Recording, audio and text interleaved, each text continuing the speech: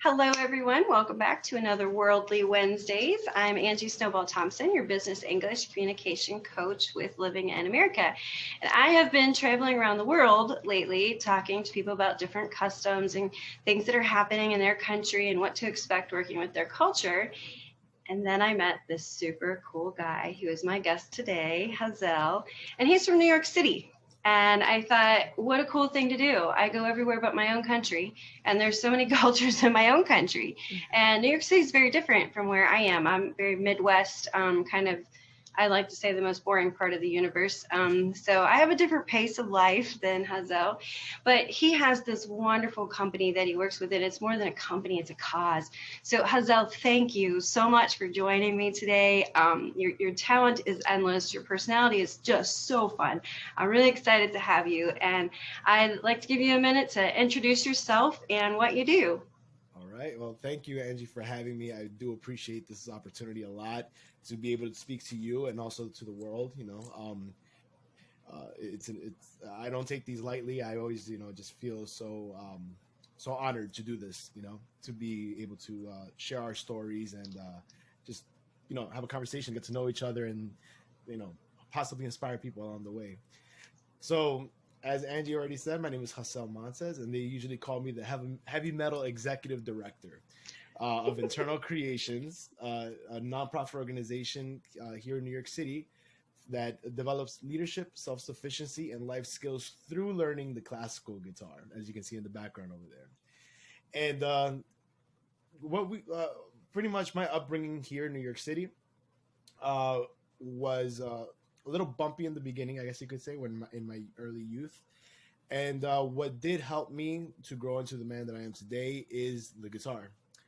Discovering the guitar, even though I hated it at first, and then seeing the wonders and the possibilities that it could actually open up, the doors that it can open up when you put the hard work into it, which I learned later on in life, which then sparked. And this is all in a nutshell. Which then sparked the idea of what internal creations is, in order to be able to show students, kids nowadays, what the powers of music education are, and how the hard work that's put into learning an instrument and also music translates to every other area of their life, including their schoolwork and their academic career. That is so awesome. And I'm amazed. I heard you say that you originally hated the guitar. So I need to let you guys know when I first met Hazel, I popped on a little early and he was practicing and I was speechless. And as everyone knows, that's really, really hard to do. Like very little shuts me up. So let me tell you, he's really, really talented. And I was so surprised to hear that you didn't like it at Thank first. you kindly. Wow, what a really cool thing though. I love your journey and what you've done. So a lot of my viewers, I guess, will say they're from different countries, and we've been talking a lot about what it's like to live where they are. So tell me a little bit about life in New York City, the pace. What are your favorite things to see and do? Anything you want. Yeah, absolutely. Well, New York City, New York City, New York City. There's nothing like it. There's nowhere on earth like it, in my opinion, obviously. I was born and raised here. I'm a first generation of Honduran parents, Honduran immigrants. So, born and raised here in the New York City. And how can I explain it? It's a way of life. It's a very fast paced way of life. If you notice, I'm speaking a little slower and trying to really enunciate every single word, because I have the tendency to speak really, really fast and want to kind of do this and get to the point. But the idea here, is learning how to slow down. So New York City is just a great place to grow up. You see so many different backgrounds, so many cultures, so many walks of life, just all come together in this compacted area, location.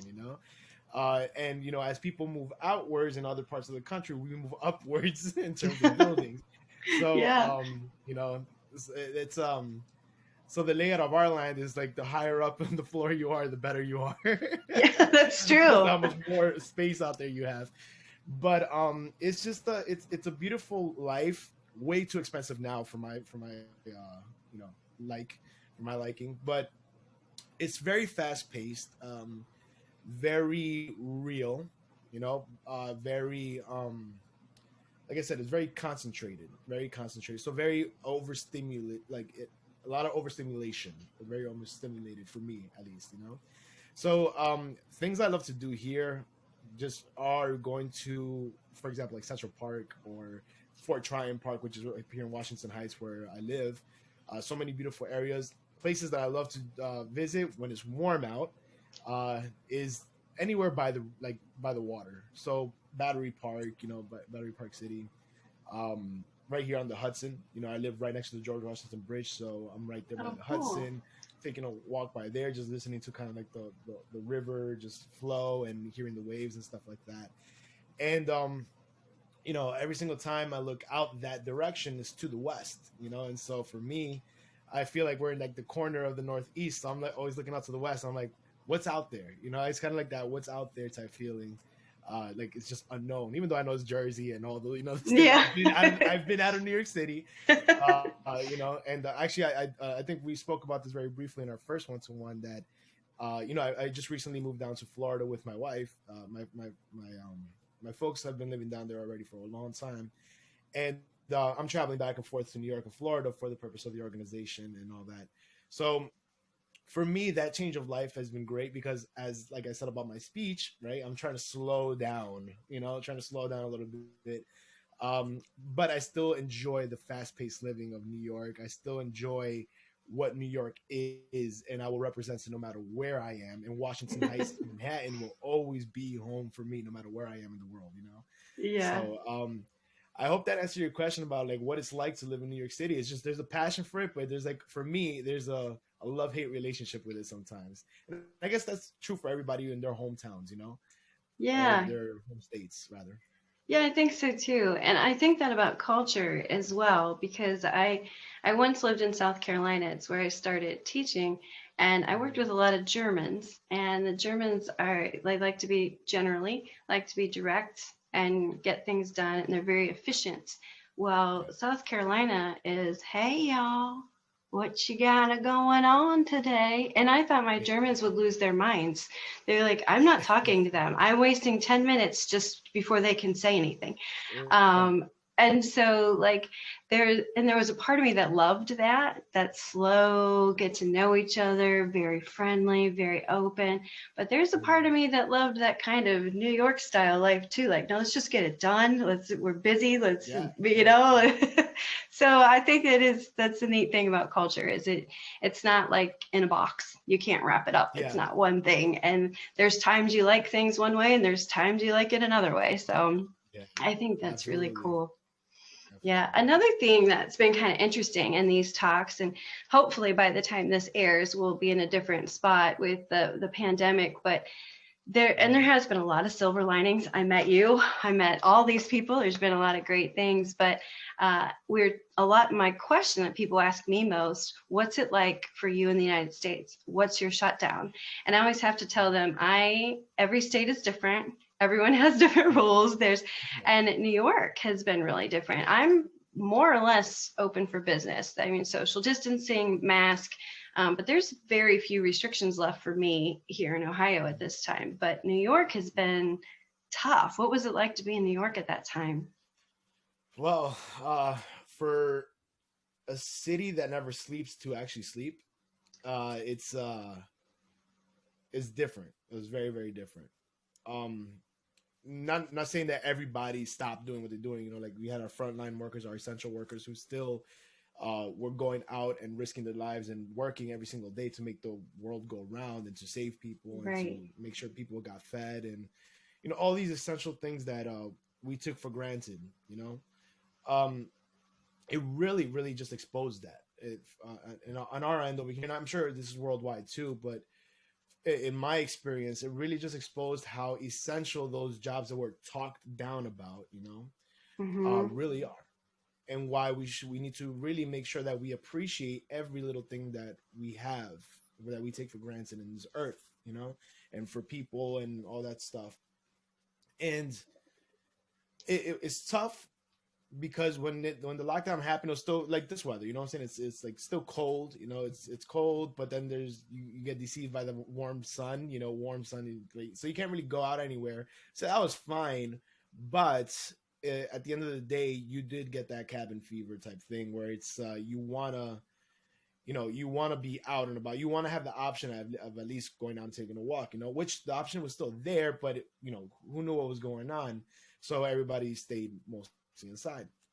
Now, for some, it was great in terms of like, okay, I don't have to go anywhere. I just stay home and I just hunker down and do what I got to do from home. For others who are more extroverted and need those outdoors, like myself, um, it was tough because I wanted to be out. My normal day would consist of me doing my office work here, then going out to teach our programs and just being going places to meet people. And I love that whole essence of things, going out to rock and roll shows, just concerts in general. Yeah. Supporting our local bands, all that stuff. And that all ceased. That all stopped. And so it was scary because when the cases were rising up, we started seeing the makeshift tents, the makeshift hospitals in Central Park. My wife was an essential worker, and when she was taking the bus to go to work on the east side, she would pass by that all the time. And a lot of people were saying that this is just a hoax, quote unquote. And it, like you said, it's different for state to state. You know what I'm saying? Like in this, going back to what I said earlier about us being very consolidated, very close together. It's tough because you see it everywhere. Like in my building alone, the ambulances were coming out taking people out in stretchers because they died. Oh gosh. Yeah, and it's not, and that was happening around the city. So we experienced that. We experienced seeing the grief that people were going through when they lost a loved one, a father, mother, sister, brother, uncle, aunt, grandmother, whatever it may be. And, seeing those tears of like, why, like out of a thing, what I'm saying? Like that came out of nowhere and it flu-like symptoms. And, it really just went in hard. So, that really obviously you get numb to it because every single second here and to date I'm saying, right, even as of today, you still hear just sirens going off constantly, like every 5 seconds it was like a new siren, a new this, that, I can't imagine. And so it was eventually that becomes part of your background noise, so you kind of get a little numb to it, you get used to it. But underlying all that, when you don't think about it, you're just suppressing it unbeknownst to yourself, you really start feeling the effects of it in terms of like the sadness of it all, the being lost, like not knowing what's going on. And those are a period of time from March to date. Well, I would say till like about the summertime, where I felt like I didn't know what to do. I didn't know what to do. Like I shifted everything that we did program wise for our organization, and we shifted it virtual right away. As soon as the Department of Education did it, we followed suit, to make sure that we adapt. Did our best to make sure that the students had everything that they need. But even then, as far as an organization was concerned, like my work as an executive director, I didn't know what to do. I was so lost because I was like, I feel like I'm not working hard enough, to do more. And it killed me because, and it drove me a little crazy in the sense that it's just like I didn't know what to do. There was no guidance whatsoever because nobody knew, Right. And so when you stray off a path, that was laid out, and then that path is like, nope, closed. Saying no detour, it's closed. You're just like, okay, wow. So it took a little while for me to really figure that out. And a lot of people in the city, you could feel that energy. You could feel that uncertainty. And I'm sure, again, this is just my experience here in New York. I'm sure this happened in every other state too, worldwide. But here you're enclosed in an apartment. You don't have a backyard. You don't have outlets to just go outside and breathe air just without a mask. The moment you step out into a hallway here in a building, you have to wear a mask because there's others that are in close proximity already. Whereas if you have a house, you can step out in front of your house and your neighbors are still like, 20 feet away and you're fine. Yeah. You can still breathe, walk to your car or whatever. Backyard, even if it's a small backyard, whatever the case may be, you can still go out there without your mask and still, have an outlet to be outside without feeling Exactly. restricted. And so that's one of the things that also expedited our move to Florida, is just the idea. Well, it was a plan for me and my wife, to do that eventually anyway, but it happened Hmm. sooner because my wife got a job opportunity down there that she took. But just the lifestyle difference of what I just said about the, having a backyard, having a front yard, being able to go out in your home to without having to feel restricted. At least that helps out so much, like psychologically, and Oh, I'm sure. excuse I me, mean, and they're taking emotionally. that for granted. Yeah, yeah. And so the pandemic here in the city with the shutdown, it's again seeing the subways stop at like 11 p.m. or 12 a.m., whatever it was, to do the cleaning from 11 to 5 a.m. The fact that the subway shut down was crazy enough, because that never, ever, ever has happened, ever. Gosh. The Yeah. fact that, yeah, you're like, what is going on here? So it's like a disruption and a complete interruption of what your normal lifestyle would be, right? And so yeah, and then not being able to go out and do things, go out to your favorite restaurants and all that, again, things that we took for granted. And now we're just like finally starting to reopen and things are getting back to normal, let's say, right? Hmm. It was just constricting at, like, and this is a long-winded nutshell, because this was just the experience that it was just very constricting and very limiting, and you felt so small, when you in this vast world of things that there are, and you realize that there's so much more out there, and there's so much more that we want, then, because we get sucked into this process, we get sucked into this day to day, Yeah. and with this day to day, it you eventually lose yourself in that, and you forget about what more there is to life. So this pandemic, on the silver lining part of it all, was that realization for a lot of people, to be like, wait, why am I doing this? Like, what's stopping me from doing this? Like, this is actually what really makes me happy. A lot of reflective moments, and then, like you said, there was other great things that happened, such as like being able to meet people worldwide when we weren't even thinking about that before. Right. I'm not saying that this is a new thing. People have been doing this already, but this just became so much more exposed, and saying like, whoa, why are we constricting ourselves with this? Like, actually, as Yes. a matter of fact, like companies are doing right now. As a matter of fact, we get the same results with our employees working from home than they do, being in the office. So why are we paying overhead for an office? Things like that, depending on what it is. Yeah. And so there's so much that was exposed that can propel the world forward, and is propelling the world forward. And from here on out, I do believe that there's going to be a hybrid model. And if people just say, "Oh, Zoom, that's it, no more Zoom," for like when things are back and everybody's vaccinated, and we don't have to wear masks or anything again, then I think that's just going to be a step in the wrong direction. We should keep a hybrid model for these type of purposes. Look, like, if I wanted to have a meeting with you to could benefit the world, that we could do something to benefit the world, we could still meet. We don't Right. have to be in person. I don't have to fly to Ohio. You don't have to Yeah. fly to New York, or Florida, whatever the case may be. We can do this and still get the same result. Right. Yeah. And I wouldn't mind going to New York or Florida, but thank God you don't have to come here, right? I want to check it out now. You got me interested. No, Cincinnati's a really nice town, actually. It really is. But I think that's so, I'm glad that you shared that, because that's good for even like Americans. So many of us didn't feel that. And just like you said, it hasn't even crossed my mind what it would be like to not even be able to walk out the door and breathe without a mask, because I do have my little postage stamp backyard. It's not big, but it's big enough that I can go out there without a mask, Mm-hmm. and just not being so constricted. And more than that, like the tents in Central Park, we saw it on the news, but it was still surreal to us. It wasn't happening here, in Anyville, Yeah. Ohio. So that it's really, really The trucks with interesting the to see. Yeah, the trucks with the frozen. Like they had trucks with bodies in it because the morgues were over capacity. Like we saw bodies being stuffed into like FedEx trucks and stuff like that. Like it's Oh my gosh. what it just looked like. What if for those video gamers out there with the game Resident Evil, it just looked like that. Oh Let's my just put it that gosh. way. That is just, that's so Post-apocalyptic. crazy. Yeah. It's so crazy to think of that.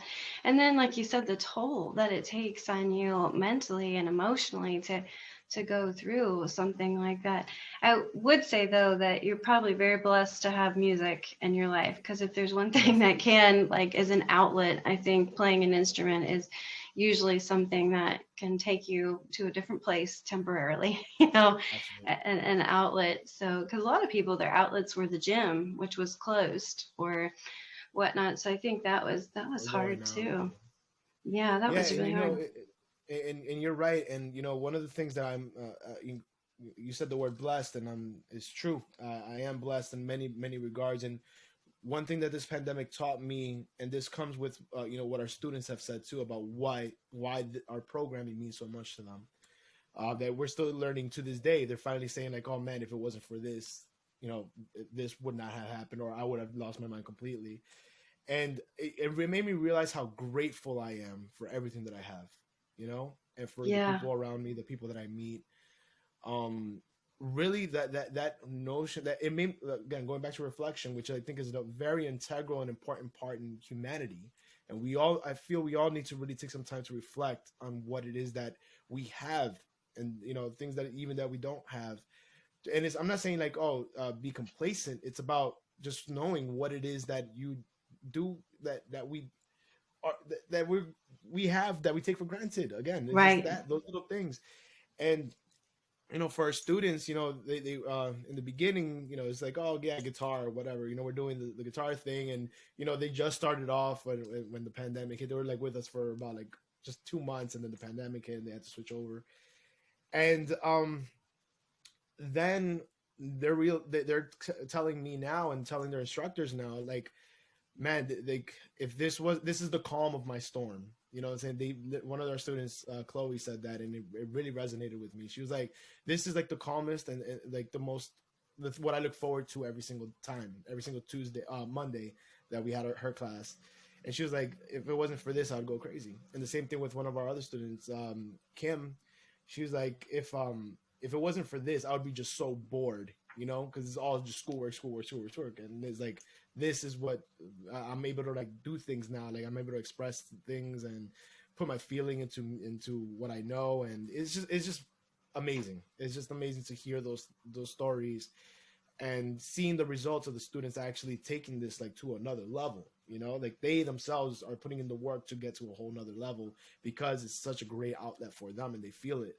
And it's just an honor, and it's a privilege, and I am grateful to be able to offer something like this, and to have um, people who believe in the work that we do in order to push it forward and give this outlet to students of all ages, not just kids. This also works for adults as well.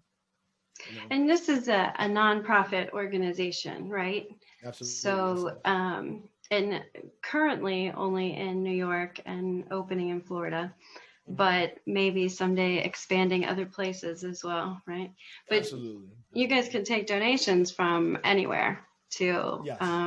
for the kids, and to make that go forward. And it's such a really, really great program. I wanted to make sure that people knew that, because I do think that people are. That's another thing I think, a silver lining. People are much more willing to really help. Charity was always something that we did. Donations was always something you kind of did, but did you really? And now you see people Right. now, I really want to do something. I don't know, sometimes you don't know where to go. So this is a really unique opportunity, I think, to help good programs like this get funding they need and stay funded and grow. So Absolutely. we can find you at your website, which I will have flashing underneath here about this time. Um, Internalcreations.org. yeah, internal creations. So yeah, thanks again for doing this. Music, New York City. I think everybody thinks United States. They think New York, Chicago, LA. So that's pretty exciting. Yeah. I think we just covered so much, but is there anything else you'd like to share? Um, if there is anything else, I just ask the world, just be more reflective. Really ask yourself, why? Why do we think something? Why do we do something? Why do we need something? Why do we want something? That question is so important, because why am I going to donate to this cause? Saying things like that. Like, Mm-hmm. really understand your why. Know your why. What is your purpose? What is the purpose behind your actions, your sayings? be able to back it up with something, and it's got to be something reasonable. It can't just be like, oh, because the clouds told me. Like, no, it doesn't Yeah. work that way. Let's be realistic. It's just be realistic with yourself first, and be honest and transparent with everybody else. It's okay to not have same views. It's okay to not or love the same exact food. It's okay to be different, Yeah. but understand your why. You know what I'm saying? And that's one of the things that I want to leave off with here, and one of the things that we teach our kids all the time, so that way they can be self-aware, and that way they can take this and apply it to anything in their world, whether it's their careers, whether it's their schooling, their own personal lives. That way they can become better people at the end of the day. Right. So that's what I want to leave off with. Yeah, I'm only smiling because I swear I did not pay him to say that. We didn't even talk about this yet, but that is one of the main things that I'm known for, is that I also always make you dig into your why. So Yeah. I always say, before we start communicating, before you start thinking about your messaging, it all has to start with your why. Why are you doing this? Who are you? Why will people want to work with you? Why do people want to hear your message? And it's just such an important thing to do. So I had to smile at that, because I thought, I didn't even tell him. He's pretty much promoting me. He doesn't even know it. I know. It's like, I swear we didn't get that far before. But no, I think that's awesome. I knew we had a synergy the first time we talked. So it just goes deeper every time. And Jahzeel, thank you again so much for just being here and spending your time with me, sharing so much of yourself and your experiences. And I wish you all the best, as always. Good luck with your commuting and your eventual move. And I wish all the best to Internal Creations too. Yeah, thank you so much. I appreciate you, Angie. I appreciate the work that you do. And I appreciate you having me on the show and giving me the opportunity to speak to the world as well. And I hope, that this won't be the last, and we'll keep in touch for sure. And anybody else who's listening, feel free to reach out. I would love to talk to you, just get to know who you are as people, and see how I can best help you. Yeah, and sign on early. You might catch him playing guitar. So in between practices. Yeah, you might catch him. Thanks, Jahzeel. Thank you so much, my love. Appreciate it. Thank you.